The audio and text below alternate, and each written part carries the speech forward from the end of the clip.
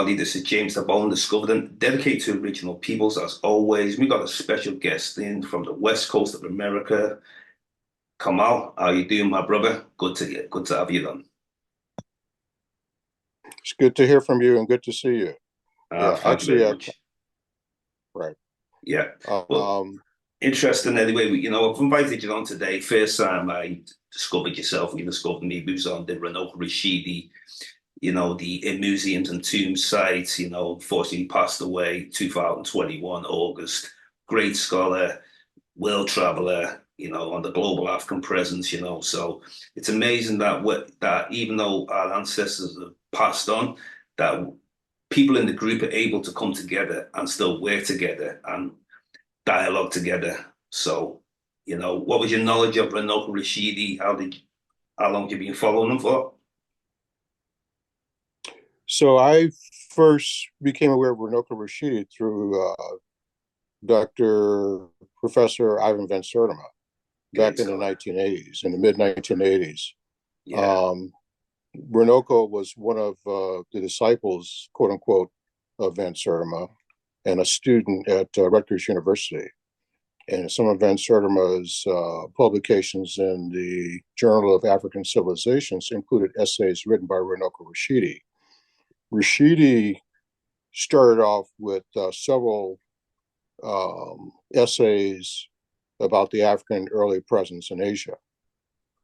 And Rashidi traveled the globe, not just Africa, not just Europe, but Asia and South America, and contributed his scholarship through lectures and publications on the findings he had, quote unquote, with boots on the ground to see firsthand and to discuss firsthand with the indigenous peoples he ran into about their encounters historically with people of color, basically Africans, and to look at the artifacts to build a foundation of research that still holds up today. So Renoko, I've had the pleasure of meeting him several times and collecting some of his works. And when I do travel abroad, I generally take the appropriate book with me to help guide me as to what I might find while I'm there. Yeah, So interesting. that's pretty, yeah. Yeah, well, he was a great scholar, and I was fortunate to meet him myself, put on an event for them, interview him on Zoom, and it was just great. He's a down to earth brother. That's what I liked about him. Wasn't like some scholars who might not give you the time, and just some of the information, like the first time, like I was aware of him through Ivan Van Sertima, the same through looking at Ivan Van Sertima. Now, what I found with Renoko that I've never quite seen a scholar like him. I know we've had greats, Diop, Dr. Clark, Dr. Ben, Professor Small, Jay Rogers, Van Sertima, but I felt Renoko took it to the next level, 125 countries around the world, and he really Mhm. opened my mind up to the fact of like, what is black? For example, we used to like look at it like, well, if you're not from the African diaspora or you're not in Africa, you're not considered as a black person. But he opened it up more wider, where the people in the Pacific Islands, like Fiji, Papua New Right, Guinea, Aboriginal right, Australians, the right. indigenous peoples of Asia, which I've been to visit a lot of these people myself. And I didn't actually know until I got to Fiji when he's the first person who told me that the Fijians say they came from Africa. And when Right. I actually went there twice and witnessed them saying that, that was just like unbelievable. Like, the fact that when we say black, we always look at a stereotype of black, or we look at like only what we've been fed, where we've been migrating for a long, long time.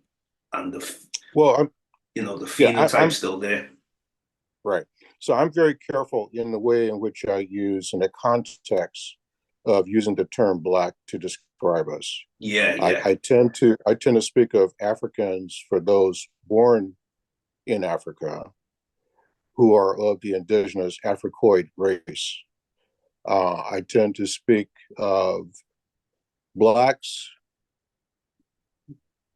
I don't mean it to be a pejorative, but I tend to look at those who are members of the diaspora who, whether by choice or otherwise, do not acknowledge Africa as their ancestral homeland, as blacks, because because in many cases there is a culture that has evolved wherever they landed, based in part on what they brought with them and in part on what was put upon them or what they were surrounded with, socialized with, whether by force or by choice. That does not acknowledge, quote unquote, a history before, let's say, slavery, especially in the case of those here in North America. And like I said, I do not mean that to be pejorative, because there's a lot to be said for establishing a culture that speaks highly of yourself and gives you the tools to succeed. However, being members of the diaspora and not acknowledging the greatness of their ancestral roots in Africa, pre-colonial, pre-Middle Passage, and enslavement in the Americas, leaves something to be desired for my own purpose, for my own personal Yeah. edification. Now, and then there's another group which I won't even name, which are absolutely toxic to the idea of being black or being African, who actively pursue and support what would loosely be referred to as a white supremacist agenda. They support that. Yeah.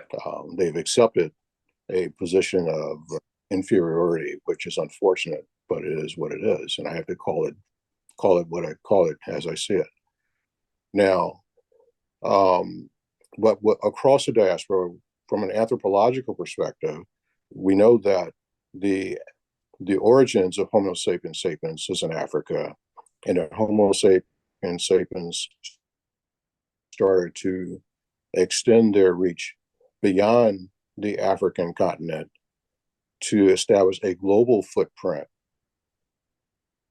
tens of thousands of years before the quote unquote racial differentiation that brought about the Caucasoid, the Asiatic races as two other major groups, others to be included as well in that. So it's no surprise that when you get, let's say, as far as Australia, which is about as removed from Africa as you can get, the original people there, the indigenous people there, yes, you can look at them and see the pigmentation and so forth and so on, but they themselves trace a history that goes back to when they originally arrived and they were, quote unquote, of African descent. So in a more direct fashion. So yeah, regardless of where you go in the Pacific or across the Atlantic, Van Sertima did a good job of documenting that through They Came Before Columbus and the African early presence in America, that Africans arrived in the Americas before Europeans. And even when one looks at the history of the indigenous peoples in the New World, as it was referred to, one can see evidence of African presence coinciding at the very least, but in many cases predating other groups that arrived to create the indigenous population here. Yeah. Now, I don't subscribe to the idea that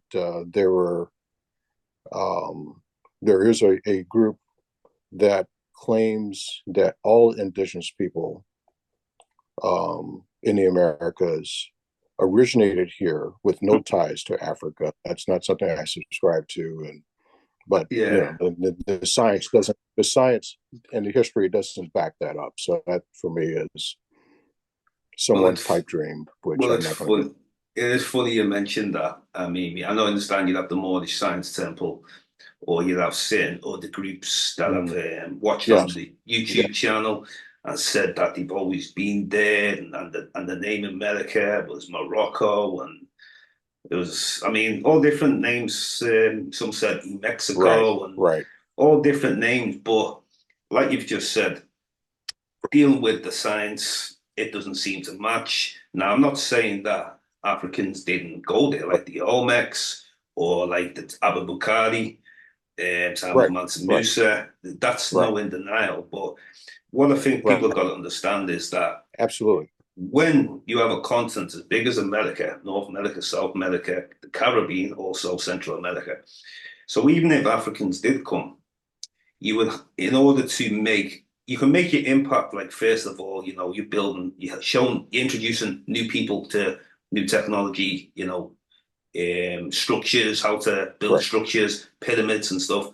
But at the same time, you would have to come ship after ship after ship of people to make an impact in the right. gene pool of the population. So even if Yes, absolutely. three, so even if 300 Africans came on ships, after so Right. many generations, they're going to get absorbed. So Yes.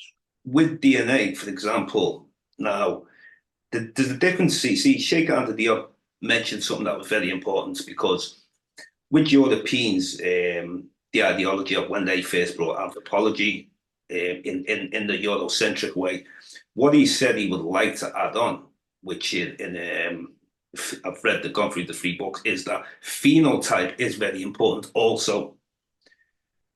Yes. Now, he's one of our greats. So if he's working with other anthropologists from around the world, because that's what they do, they're supposed to, work together, come to Right. collective knowledge Right. and find the evidence on the table. So Yes. they still don't actually include phenotype, but phenotype, I believe, is important. And an example, when people first left Africa, the people who stayed in tropical climate, tropical regions, they're basically the genes, the DNA is drifted. We can see that, the Aboriginal Australian, like you said, is far removed Yeah. DNA wise from the African, even though we can trace he come from Right. Africa, but the phenotype would be much more closer to the African than the people in the cold regions, for example, the same in Papua New Yeah. Guinea and through Asia and stuff like that. But Yes. obviously, like you said about America, though, I'm happy you brought that up because there's some people who believe that they've always been there and the indigenous peoples, you know. Right. Yeah. It is so strange because on the one hand they claim a to be the indigenous people of North of the Americas, and yet they claim a tie to the Moorish Yeah. culture and politic of North Africa. So there's a contradiction that they themselves speak to without any explanation as to how this can be. And I've had the unfortunate case of trying to have a constructive debate with individuals who make those claims, and I have found it is a waste of my time, to be honest with you. So Yeah. I've decided that's not something I care to engage in with the individuals because it there's no way for me to have a productive exchange of ideas with them rooted in Yeah. the facts and the science. So people believe what they want to believe. Okay, so be it. Yeah. Yeah. So I'll probably I hope I don't get bombed, photo bombed or whatever by these individuals when they see this. But because I'm yeah, not trying to well, pick any fight, I'm just trying yeah. to lay the cards on the table as I see it. Then also sometimes I watch some of the videos also Hebrew Israelites where they'll say, for example, they came from Israel, they fled to West Africa, the West Africans enslaved them and then sold them to the Europeans and they were took across the transatlantic slave trade, including the Caribbean, they say. And I've seen the 12 tribe charts that some are put together Right, themselves, so some might say some from the Caribbean, some from South America, but they also include the indigenous Native American to be in the charts as well. Some of them. right, right. So it's like you want to have it both ways, if you know what I mean. Like, Yeah, yeah. yeah, Well, the interesting thing is when the Europeans came to the Americas, not necessarily the Nordic or the Vikings and their incursion into what's now Canada for the most part, or the Great Lakes region, but um, there were dark-skinned indigenous people in the Americas, Yeah, as well as quote unquote, and I'll say dark reddish complexion, as yeah, well as the more stereotypical or typical red complexion yeah, yeah, indigenous population. So that was pretty much the case. And the, I won't say the genocide necessarily, but the annihilation of so much of their indigenous populations, um, and the mixing, intermixing, through conquest and rape and other forms of mixing bloodlines, has led to a larger population of people who are of indigenous ancestry who are fair skinned. yeah. So you've got the mixing of races, which has produced a different outcome. Um, but you don't have the same, I don't think, proportion of dark skinned indigenous people as you had before the incursion of the Europeans and their so called conquests and so forth. Um, but it's interesting to consider how long in the history of our planet was the only sentient race of African descent with African, the phenotype would have been considered African, Yeah, as opposed to the changes in the phenotype due to living in different climates, different diets, and so forth. You know, yeah, curly hair, closely, to the skin, and dark pigmentation in the equatorial and latitudes in tropical environments was conducive to your survival. But moving into the colder regions in the north and further south, there's changes in pigmentation and in hair texture and even the length of the fingers. Just one of the things I remember reading as a child about the Eskimos. How many generations does it take for a genetic adaptation to an environment? yeah. Interesting. Yeah, that's The true. fact that their fingers were shorter because it reduces the incidence of frostbite and so forth. So, yeah, the different kinds of hair conducive towards keep trapping the warmth, from the skull and so forth. And you know, but it's interesting also, I think it was one of early presidents in Europe, and Soderman has an essay in there, I can't remember who the author was, that speaks to a dark skinned group I'm aware living in of. the Caucasus Mountains Okay, in okay. contemporary times. Yeah, yeah, And these are people, yeah, yeah. So yeah, there's remnants of people of African, in a genetic sense, African um, sense. And again, I guess even saying it in a genetic sense, because at the end of the day, everyone on the planet is of African descent if you go far enough back. that's right. But Yeah, it's only within the last 40,000 years that you have the differentiation, and yet we've been on this planet for over 200,000 years as a species. So yeah. there you have it. You know, um, I noticed in funny enough, you were talking about ancient America before about having some people who were darker skinned indigenous peoples. Now, I'm definitely aware of that. I was watching a documentary, you might have come across it yourself, who's speaking about in Brazil, the oldest skeletal remain. They call them Lucia after, Lucy in Africa. And right, you could right, see now when they reconstructed it, they didn't actually say it's African, but they said it'll either be African or Austro-Melanesian type because they also came to the right, Americas. So I mean, I wouldn't dispute it if right, it's African or Austro-Melanesian. I'd just say it's definitely a black person, from either way. right, And like you said about right. Europe, Now, um, there's definitely yeah. an African presence there from accounts in the Romans Now writ there's about an these. interesting thing. Right. Sorry, what were you saying? Yes. Right.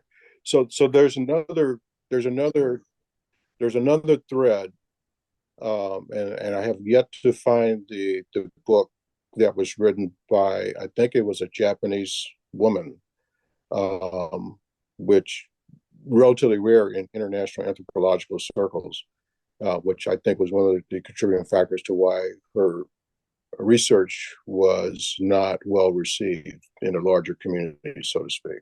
Yeah. She actually spoke to the difference in the indigenous people in North, Central, and especially South America, west of the Rocky Mountains and the Andes Mountains.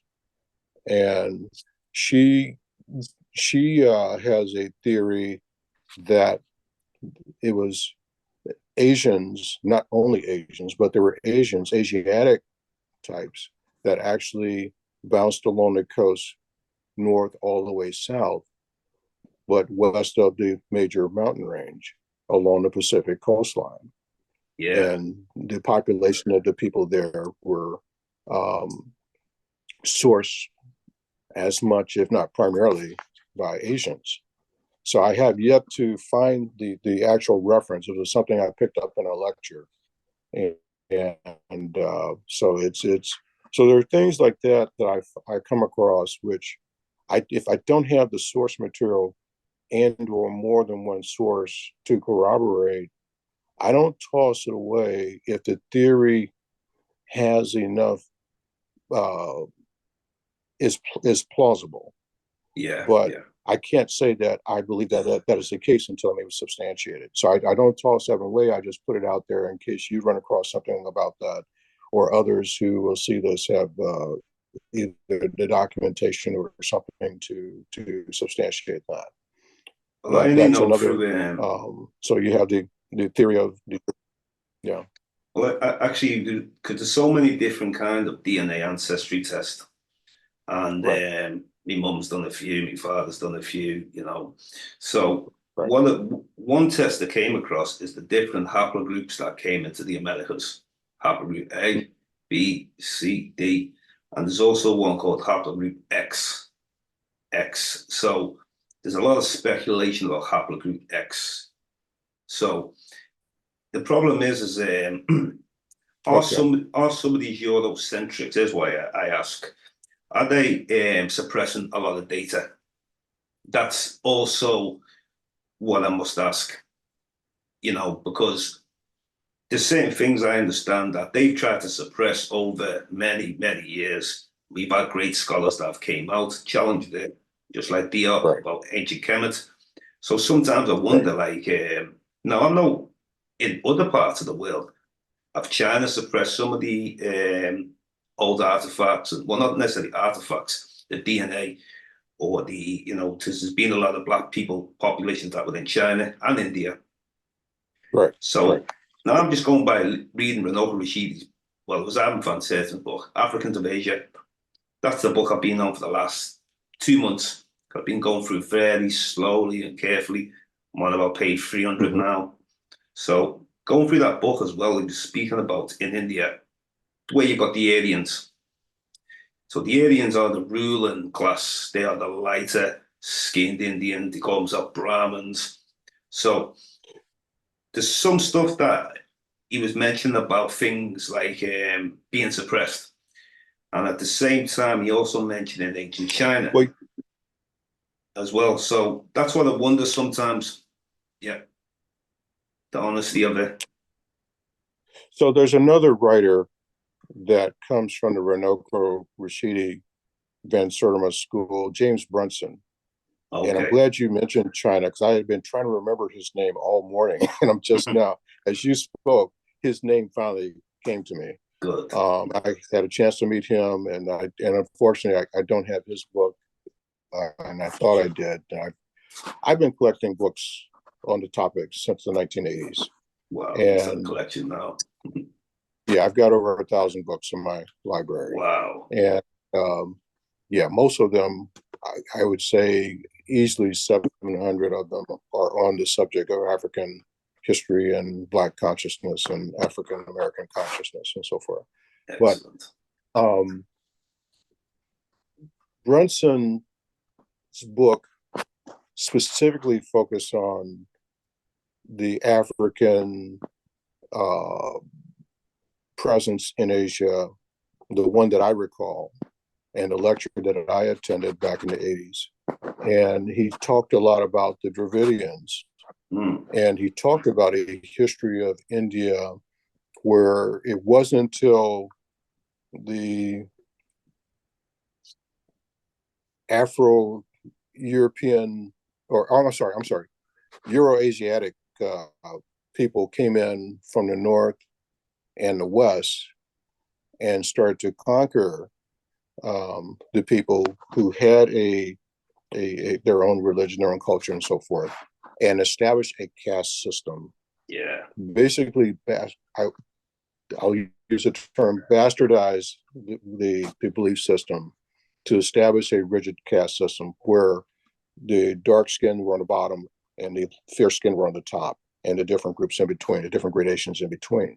Yeah. And the Dravidians who witnessed the rise in Black consciousness in in North America and the United States during the 1960s, adopted and formed their own political party, and adopted the symbol of the Black Panther. Yeah, I So they read that actually in have the a book Black as well. Panther on a blue background flag. Yeah, that was Yes, yes. interesting. So, Very interesting. so that, yeah. So, and but it's like there was a there was an acknowledgement by people in other parts of the world who had similar struggle, Yeah.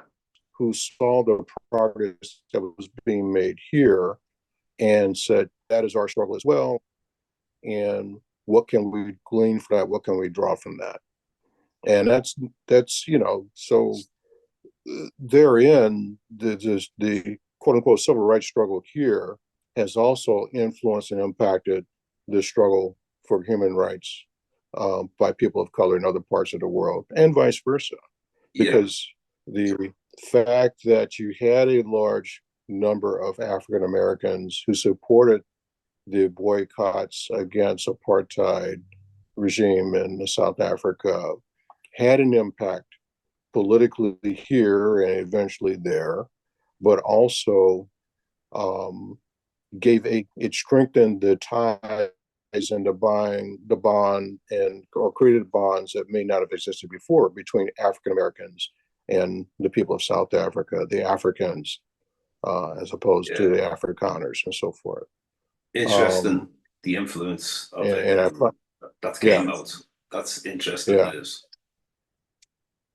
And it's interesting now that you have South Africa leading the case being made in the World Court Yeah. of genocide against people in another part of the world. So I Very mean, surprising. and if you go back far enough, something of the relationship between the people that they're uh, claiming are committing genocide Yeah. and that particular nation's provision of military grade equipment to the apartheid regime in order to enforce apartheid. But Yeah. those are things. So Yeah. yeah, I mean, it's if you quote unquote had your eyes and ears open for the past 30, 40 years, you'll see some things today that you'll think back, you'll make the connections with, and you say, oh wow, okay, things are coming full circle. Interesting time to do. Okay. Yeah, like you're saying about the Dravidians, James Brunson, these are people gotta look out for. Right. Tell us a little bit about them. Right. Yeah. So yeah, I don't I admittedly have not kept up as well as I did back during the 1980s and the 1990s with the scholarship. But during the 80s and 90s in particular, I tend to refer to that as the golden age of African centered scholarship, because there were so many scholars traveling around the world, publishing their works, doing their research, and providing lectures and workshops and conferences. And I was fortunate enough to attend many of them that came through where I was living at the time, and even took my parents to some of them because my parents were also very interested in the subject.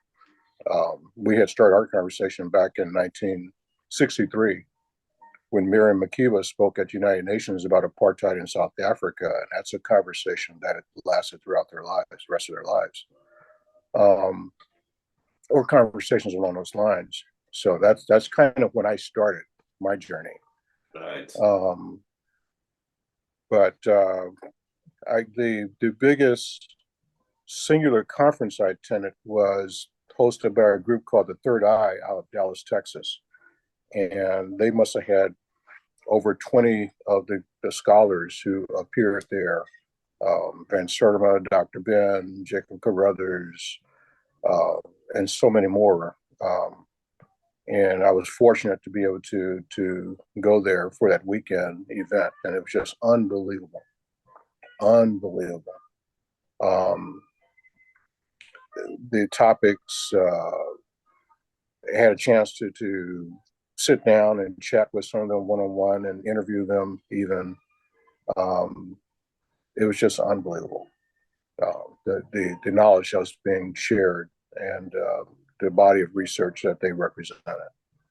Yeah, And interesting. The golden Yeah. age in the 80s. Yeah. Wow. Yeah, Vince certainly even went back to host workshops with teachers in a school district and in the Midwest, and to provide the foundation for them to bring some of these insights into the classroom. So this was part of what we really need.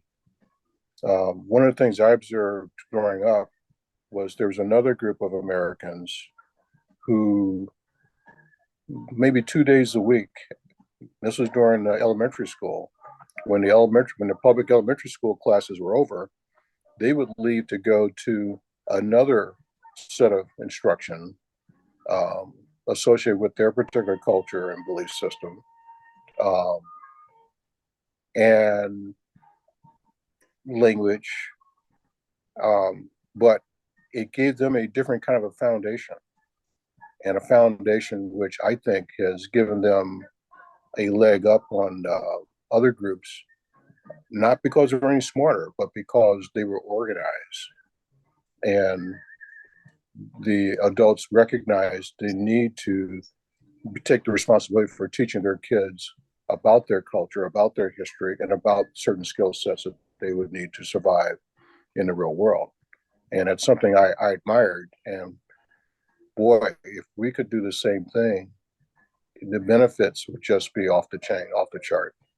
What do you think's happened to today? Like today's scholars, new black researchers coming through. Now, we've had one for a while. I've interviewed him a couple of times, Robin Walker. Now, if I look at what's changed from what he's teaching to some of the old scholars, what he is dealing with today is the fact that when he reads Diop's book and he's explained about the Ice Age, he feels that, well, he's came with new information that the Caucasian, the white race, the phenotype of what we call white is pushed even like later. So, for example, he's came up with the theory of 6,000 years, the phenotype, well, the white skin of the European, whereas Diop, he basically also be challenging the date of the Ice Age as well. Let me explain that as well. Where some people believe the Ice Age, that during the Ice Age, that people became lighter skinned, where what he's dealing with, people didn't actually become white until after the Ice Age. So I understand we will have better technology tools to be able to find new information. But one thing that I have to, support our great scholars from the 80s, whether they was from the 70s, the golden era, these are the ones that laid the foundation of and put that series working. And yet, definitely, I do believe that there will be newer information that comes out that we can, we can pick up the pieces and like try to put it together. But they give the startup, so I give credit to them 100%. Yeah, I look forward to a resurgence of the scholarship and the ability to transmit the knowledge. I even when I frequent some of the few remaining bookstores that would carry their publications, I don't see a lot of new scholarship being published. Van Sertima, of course, being the chair of the Africana Studies at Rutgers, and we have Greg Carr over here at Howard University, and it's a different time, perhaps the age of the internet, so people are more likely to go to YouTube and to produce lectures and conversations, or even through Zoom sessions like we're doing. But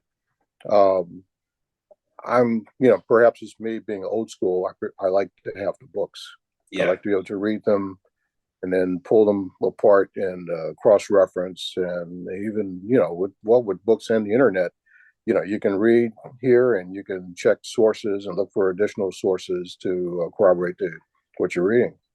But even with say Sheikh Anta Diop,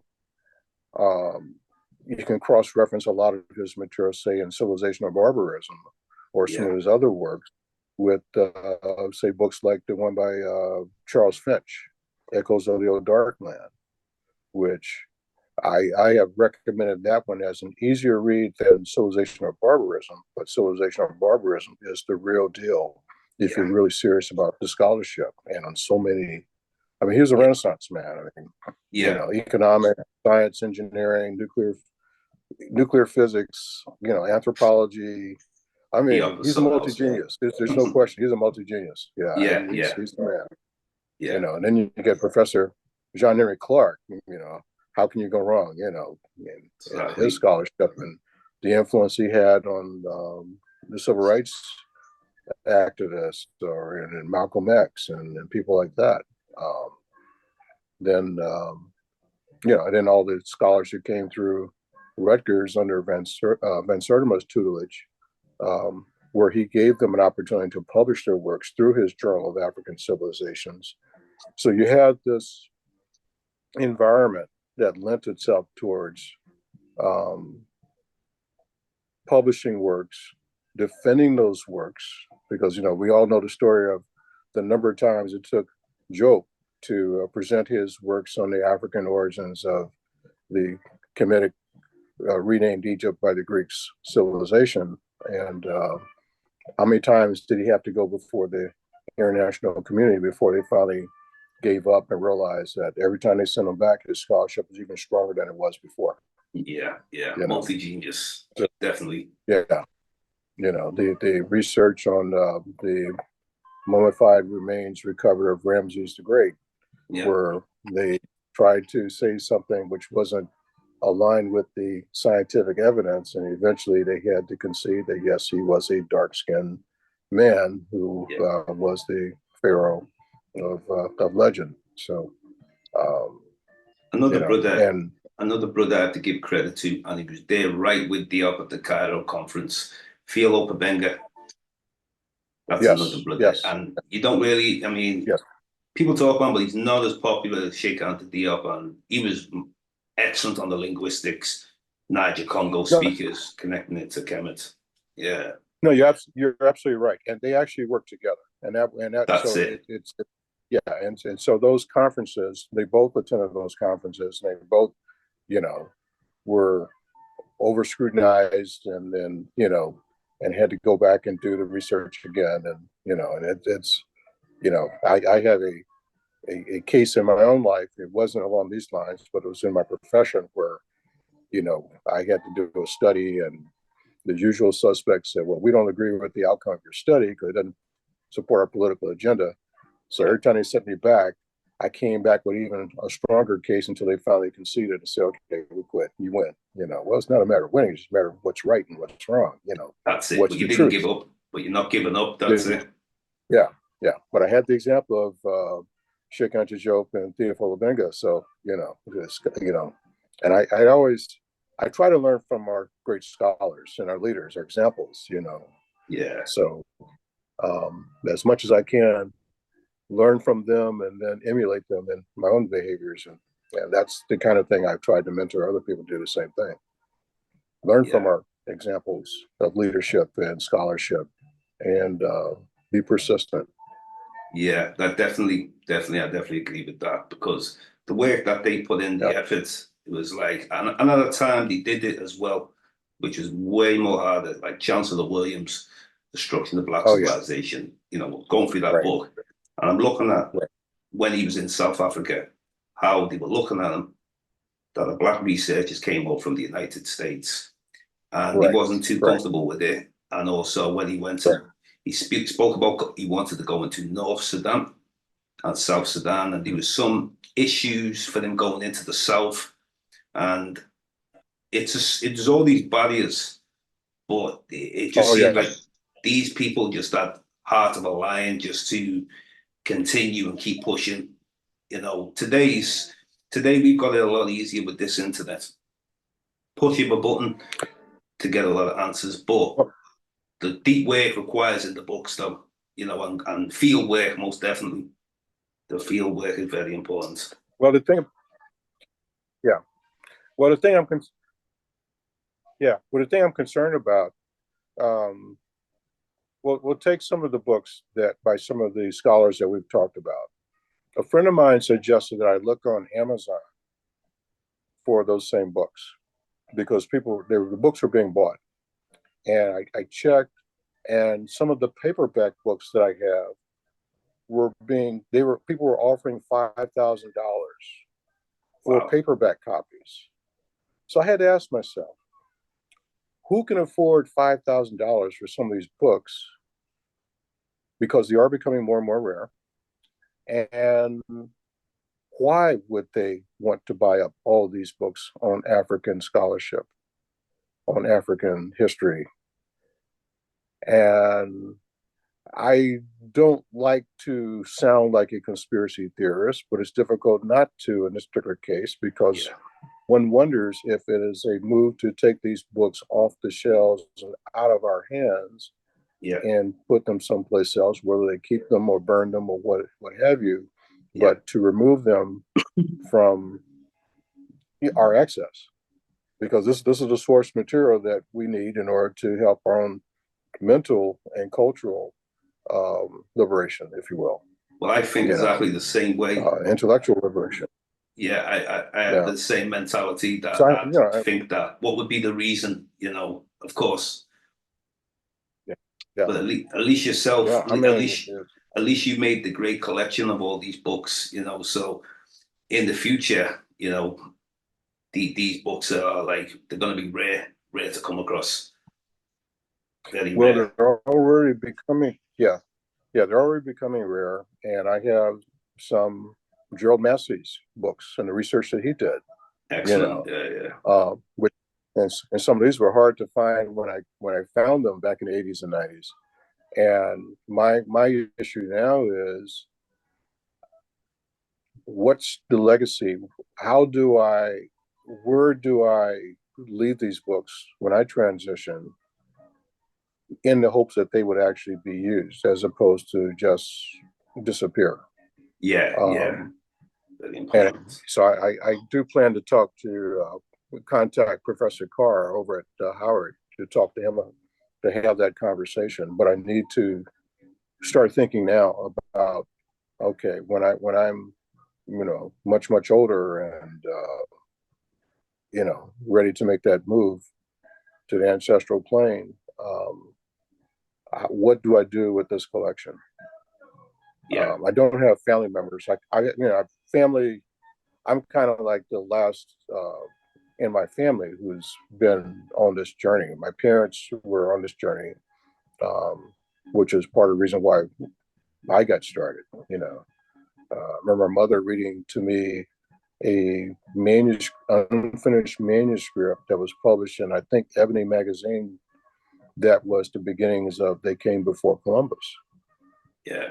So when the book was finally published, I bought the hardback and was able to make Professor Van Sertiman and get it signed. So that remains one of my prized books because it has that tie back to my mother, but also to the scholarship, as it were. Um, but yeah, it's important that we figure out how to make sure that these references remain available to our community, so they can be used for the scholarship that we need. I mean, Sheikh Anta Diop published a book, which I have, where he speaks on an economic plan for sub-Saharan Africa, harnessing the hydroelectric power of the great rivers to generate enough electricity to power not only most, if not all, of sub-Saharan Africa, but to have a surplus that could be sold to Europe. And at the time he published it, the Iron Curtain fell, the wall fell between East and West. And there was always the challenge of, well, how does Western Europe help the Eastern European countries? And had the plan that Sheikh Anta Diop had envisioned come to fruition, that would have been a ready market for Africans to export energy from their surplus. Yeah. And the proceeds of that would then, of course, we still have the issue of this crazy reparations thing between former colonies and their colonizers, which is a whole different conversation to have. Yeah. But I'm starting to see some traction now in certain countries in Africa where they're saying no more. So yeah, well, an interesting thing that I always look at as well is, yes, we obviously we know about it's agreed upon that we the first of all humanity in Africa. Now it's another thing to say that with people like Diop and Rashidi, African bring civilization to other parts of the world now. So the Indus Valley civilization in India, we've got to speak on China, the Xia dynasty, then later the Shang dynasty, also Sumer, ancient Sumer, speaking about the black-headed people, the Elamites of Iran. There's places in Turkey, then before Greece, but I'm talking about the geographical area of what is now Greece, Crete, the Minoan civilization. And then I've had people on the show where there's a man from the UK, Hakim Adi. I don't know if you ever heard of him. Well, I'll be definitely getting him back on my show because he was dealing with the black presence in Britain. And he found like skeletal remains of Yoruba people, and the DNA matched Yoruba people around the 700 AD. Then you find, about the Ivory Bangle lady. There's many different people, and Jello Massey's another one, definitely, he covers a lot of these topics. So, unfortunately, like now, when we look at different places now, dealing with Asia is one thing because you have like India, which their scholarship is going to be run by the Brahmins, the upper class, and what they choose to release, because they need to keep those people called the untouchables down at the bottom, the same way as we are told that we have no civilization to keep us mentally enslaved. But the same things happen in other parts of the world too, because of the separation. Because of the Runoko Rashidi actually mentioned this in Africans of Asia, that the people who are the far right groups in places like India, they'll be connected to other far right groups around the world. Whereas this is another reason why we should be connecting with the black people amongst the whole planet, because they're making the connections, and we're the ones kept down, and we all look at each other very differently, even whether or not we are from a different culture background, but at the same time, we're going through the same oppression. The oppression's the same, if not worse, in some other places. They're more voiceless. I mean, at least in the UK, United States, we have a voice. I'd say we have more freedom to speak and to be able to do things than black people in India, say, for example, some of the untouchables who will always be poor no matter what. So we've got to use our privileges to our advantages, most definitely. Yes. But it's a need to know that, because people would look at, oh, well, those people in India, nothing to do with us, and they're totally different. But it's a country with over 1 billion people now. I think they're the largest on the planet. And I remember them referencing about 300 million of them are Dalits and Dravidians and that. So it's a very important thing for us to deal with. Right.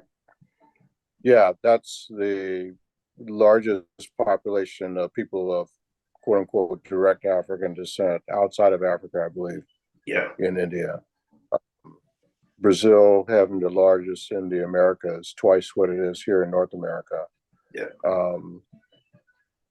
Yeah. Yeah. So it's going to require a different kind of global consciousness Yeah. for us to come together across the diaspora with the homeland, but even within the homeland, um, every now and then you'll hear, or I've come across rumblings of discussions by various sub-Saharan countries Yeah. where it sounds like they're at least having conversations in quiet corners about Yeah. what a quote unquote United Africa or United Black Africa looks like. Yeah. But I contend that until sub-Saharan Africa is able to defend itself in all the ways that that term can mean from outsiders, Yeah. whether they be from the north or from the east or from the west, um, until that is the case, Africa will continue to be exploited mercilessly in the way in which it has been and still is. I mean, imagine the wealth that's being extracted to power the very devices that we're using right now. Yeah. And it's if they were compensated for what the true value of these natural resources are, that would absolutely change the dynamic. But I know from some of the recent reports that came out from France, the French were saying that if they ended the reparations that they received, the French economy would collapse overnight. Yeah. So you have, I think the French and the Italian economies would collapse, if I'm not mistaken. The Italians may have been another country that is still receiving reparations. So it is what it is until we're in a position where we can say no and enforce no. Yeah. And say you have to make this on our terms, not just on your terms. And also, it's not a one-way street as well, where, there has to be that two-way connection. So Africa connecting with us and also us connecting with them, because if it's only one way, then it's almost like a Right. one-way dead-end street. So it's both Right. parties, and we've got the internet now. So it's important for us to use the technology that we've got now, where we look at people like Diop and look at people like Dr. Clark. They didn't have all these things. They had to go and travel to a place and, Oh make yeah. have Yeah. meetings and, conferences But yeah, I would contend we still need to travel to the places. There's no substitute for going and meeting the people and having that first contact, that face-to-face contact. important. I know, regardless of the number of books and lectures that I read or attended about ancient Kemet and the African origins of the civilization, it wasn't until I took the 2.5 week study tour with Anthony Browder to see it for myself. That changes everything. Yeah, Because now that more better. I've got to see it. I've got to get the desert dust in my hands and, touch the stone blocks and see the temples, firsthand, and see the carvings firsthand, see the pigmentation firsthand, and recognize the features on the figures firsthand, so that I'm no longer dependent on someone else to tell me.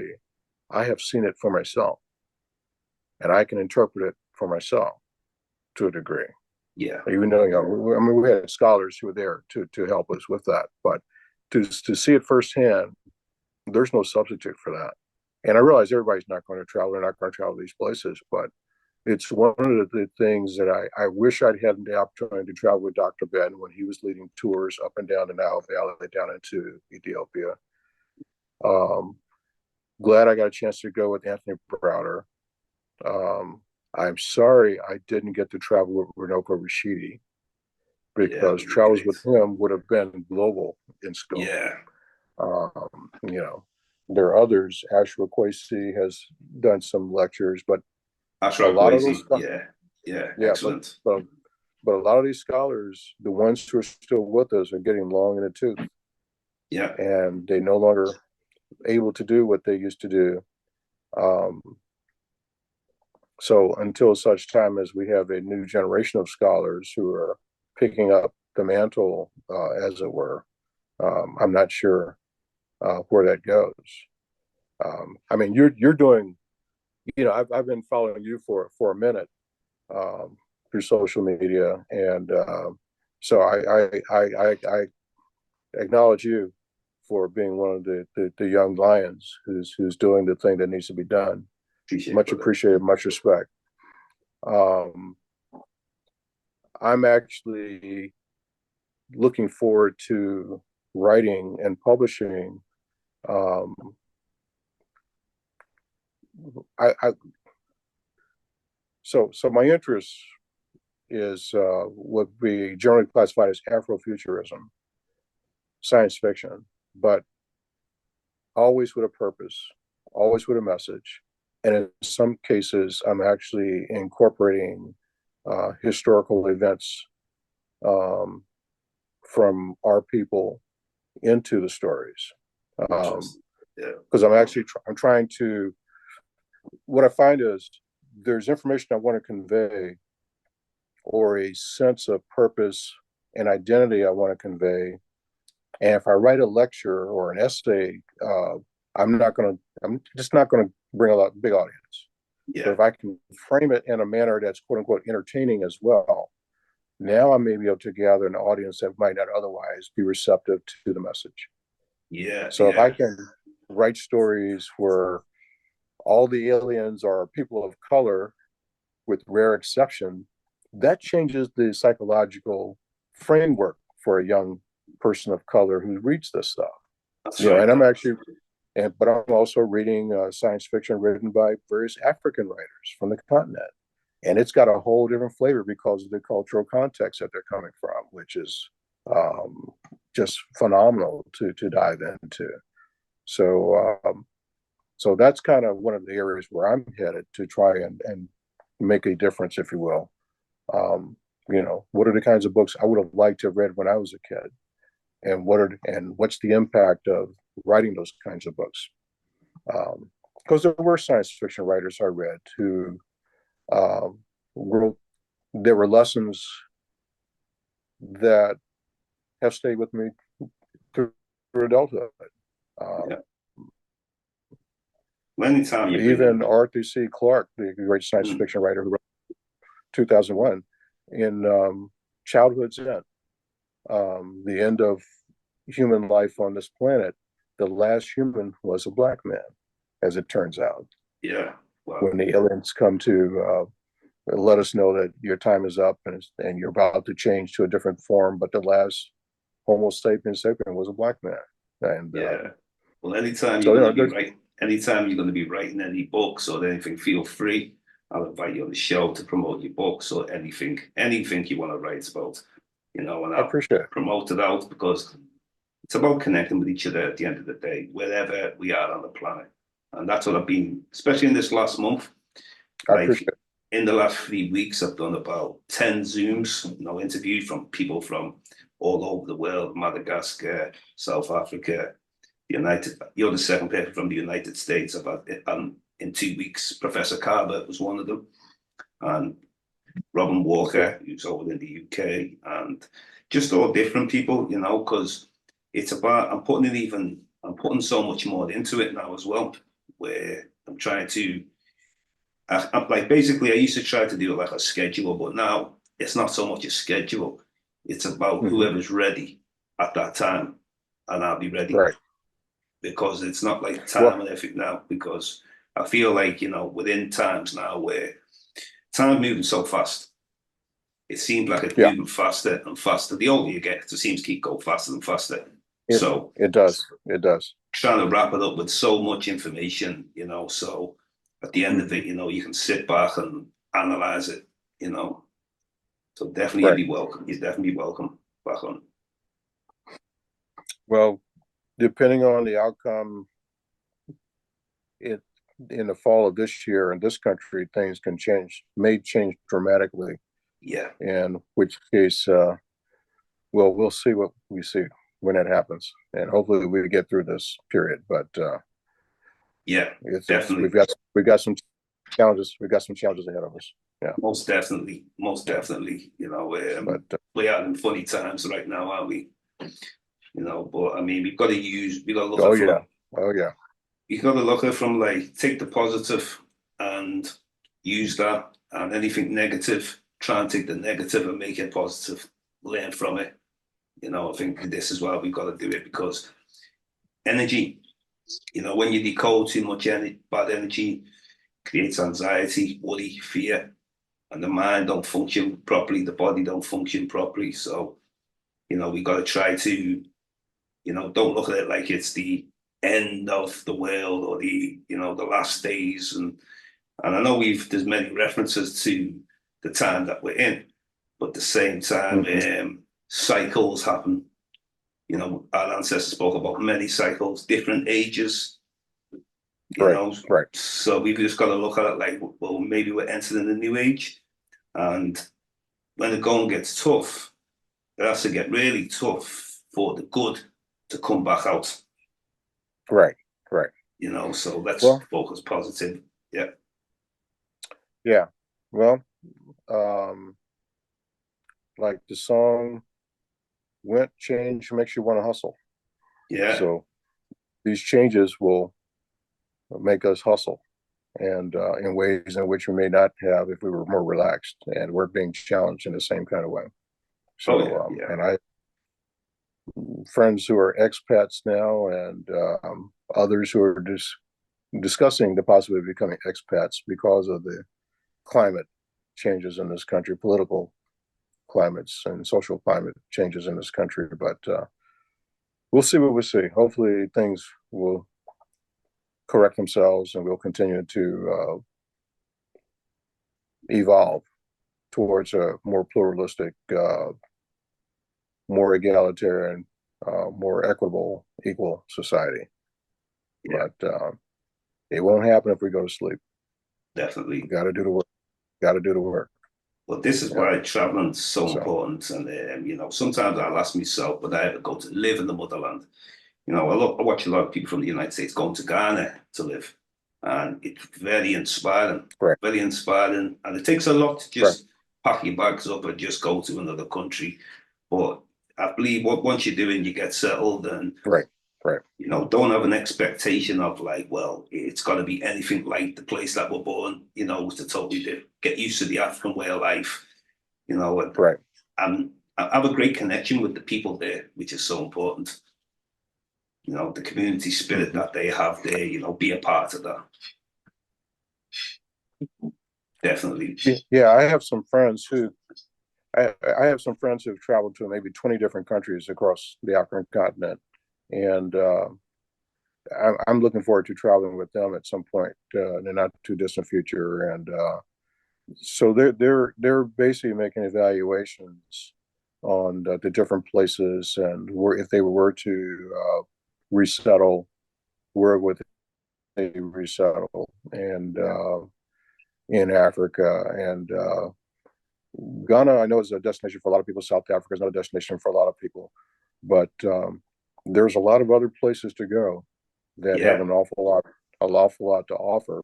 But you have to get out there and travel, meet the people, eat the food, get a sense of the pace of life, and how you're received and how you can contribute. Because I think it's we have to do more than just go, and yeah, definitely not just as tourists, but we need definitely, to actually, where we can make a contribution or contribute. definitely. And Yeah, yeah. So one of my ideas for a story, there is a situation that happens in North America that drives North Americans to repatriate the African continent, and with the skill sets that we have and the education that we have added to what's already there, it helps transform Africa and uplift the societies in a way in which that influx of new knowledge and insight and background could Creative. hopefully Got some creative contribute to making it. stories. Yeah. Yeah, Yeah, yeah, definitely very creative. Some of the stories that you'll explain and that you're going to be writing. I look forward to yeah. them. And maybe So we'll being see. creative will We'll see. help. Yeah. So we'll see where Yeah. it goes. Yeah. Well, I Yeah. really Well, appreciate.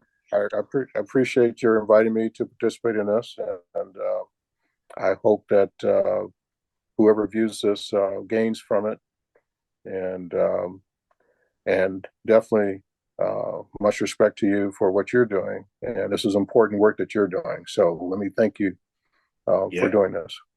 Well, thank you very much, Kamou. This is James Diboe, School dedicated to original peoples. And this is what it's about, connecting just our brothers from the UK to the US to the motherland to the whole planet.